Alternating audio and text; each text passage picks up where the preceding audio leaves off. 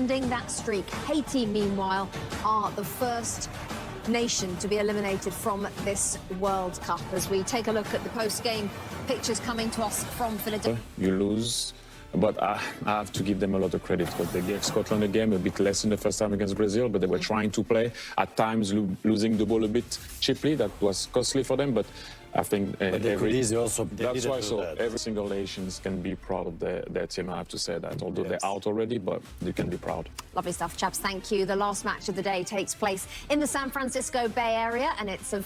Haiti, for God's sake. It's when the second Cunha goal went in. They were excited. That's how desperate they're getting. I think you're allowed to be happy, aren't you? Oh, no. Get what do you want them to do?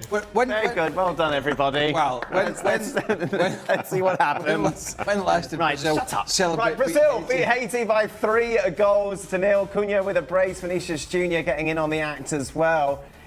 Not quite as dominant as maybe we were expecting it to be, considering the way Brazil started the game. There were flashes of brilliance, but overall, still questions about this Brazilian side and about how deep they can go. What do you make of it, Nathan? The first half looked all right. Second half kind of happened.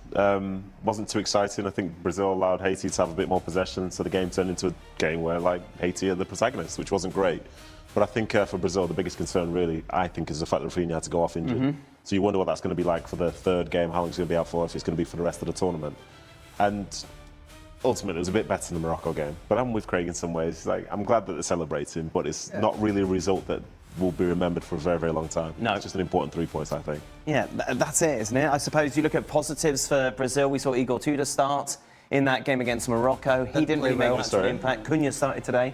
You say Igor Tudor, do you say? Or do you say Thiago? Thiago. Tudor, it's my Portuguese. Sorry. Well, I thought he was talking about the manager. Well, everybody, countries, people just changing names now. I was like, hold on. Am I on the right show? I didn't go.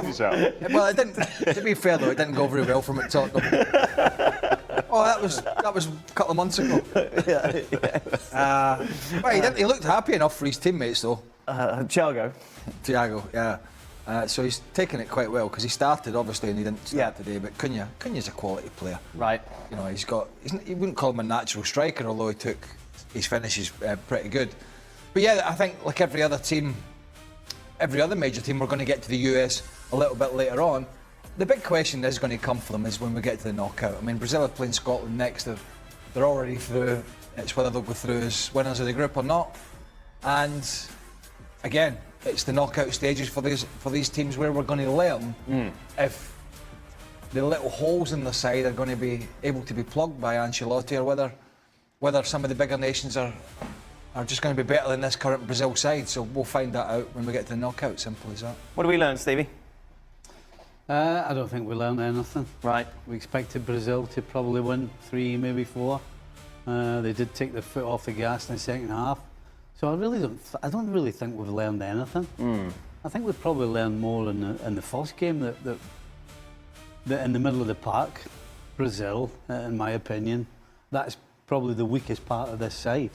I think going forward, we saw tonight, they got pace in behind. That's where they brought the games from, or they got the goals from. Defensively, look, Marquinhos and Gabriel is a solid pair, and they weren't particularly brilliant against Morocco. The goal they lost, they were poor, but generally you're going to put your money on the two of them. So, yeah, I don't think we learned anything tonight whatsoever. The question is the middle of the park going to be a problem for them going forward? How big a loss is Rafinha? Still waiting for reports. I think it's huge. I think Ryan, who came on, I thought he did well, but it wasn't the same as Rafinha. I think we've seen Rafinha and the sort of strengths that he has, and I think as well today, looking at Cunha played it very differently to, you'd say Igor Tudor or Igor Thiago? I think we'll go with Thiago. Okay, Igor Thiago. Yeah. Because he was more so dropping in at times like a false 9, and as a consequence, you had Vinicius Jr. and you had Rafinha running in behind. And I think if you're going to play with Cunha again, you need that profile of player. And I don't know if Ryan's going to be essentially capable to do it the same way that, say, Rafinha has done. So I think for somebody of that experience, someone who's been the captain of Barcelona for a spell as well, you know, if you picture the best version of Brazil, it's with him in it. So it will be a blow. And I think he looks a little bit devastated, to be honest, to be coming off. So maybe he knows the sort of severity of it right now. If you're France, you could probably take one of your front four if they got injured, maybe cover for it. I mean, Brazil can cover, but can they cover with enough quality and enough experience and enough threat that Rafinha brings? Not sure they can. I think that's the problem for Brazil, that they're a little thin on the ground in terms of what their squad is. When you look at some of the others, even Portugal, who didn't play well, but they can still go to the bench for some very talented and experienced players, as can Spain, as can France.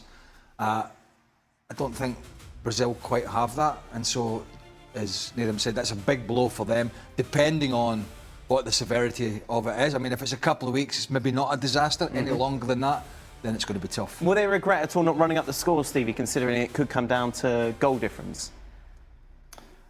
I think in an ideal world you always want to do that, but at the end of the day, you know, sometimes you just got to take what you're given, and a 3-0 win in a World Cup game isn't to be sniffed at.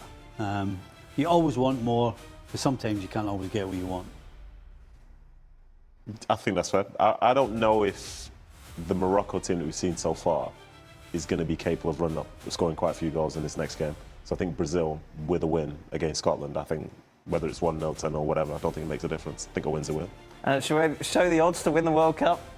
Yeah, go on. Should we have that discussion? Out of this group?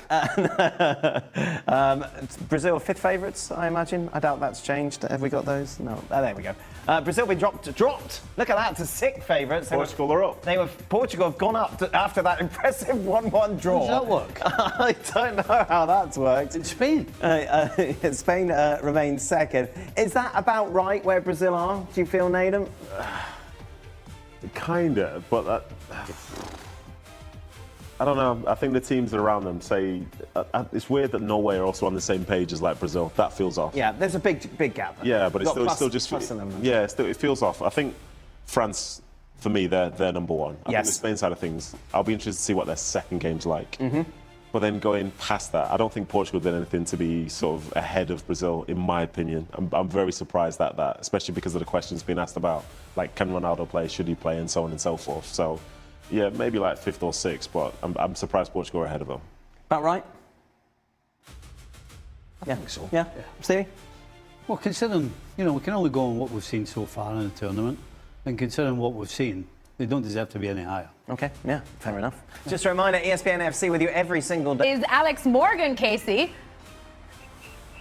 Yeah, Servando, her husband, was my roommate his rookie year for preseason. So, yeah, it was good seeing him and Alex, and Tim Howard was just to my right a little bit. So, yeah, it was a fun time being in the box with everybody.